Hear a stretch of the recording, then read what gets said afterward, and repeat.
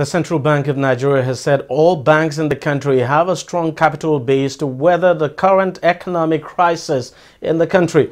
CBN's Director of Banking Supervision, Tokunbo Martins, also debunked a report by a Dubai-based international investment firm saying 7 Nigerian banks have serious capital adequacy ratio problem and would need to recapitalize. She said the report is false and should be discarded. Abiola Ismail has that report. It was the 329th meeting of the Central Bank of Nigeria with heads of banks in the country. And this meeting is very crucial following a report by a Dubai-based international investment bank that 7 of the Nigerian banks are facing a serious cash crunch owing to size of their non-performing loans. That report is false.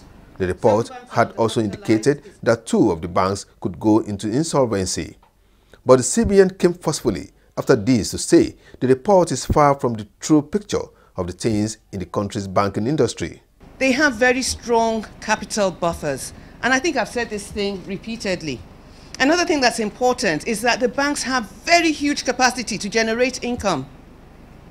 So apart from the capital buffers that they already have, they also have capacity to generate income to also absorb those losses if they do arise. And then the loans are non-performing. Can they reperform? Yes, they will, because the underlying assets are still there and they are good. With the country dealing with serious shortage of forex, the bank chiefs resolved to implement the law which stipulates a maximum withdrawal of foreign exchange not exceeding $50,000 per annum and the injection of idle pension funds into the system to stimulate economic activities and boost services. We want members of the public to remember that that rule is in place.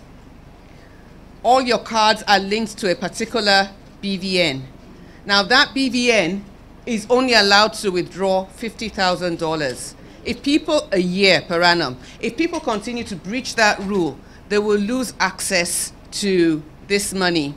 In fact, they will lose access to the foreign exchange market entirely. So we discussed how to improve supply of foreign exchange to our manufacturers, the lifeblood of this country, of our economy, so that they can continue to produce, so that they don't lay off, so they can also achieve, good cost, a good level of costing for the products that you and I all use.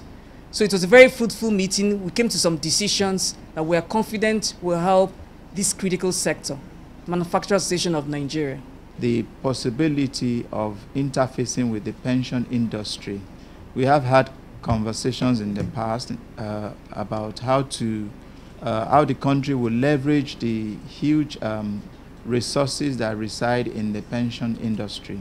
The meeting also resolved to release more forex to the manufacturing sector to save it from continuous downsizing, while banks agreed to take up 2 public schools in each of the 6 geopolitical zones for training on financial inclusion.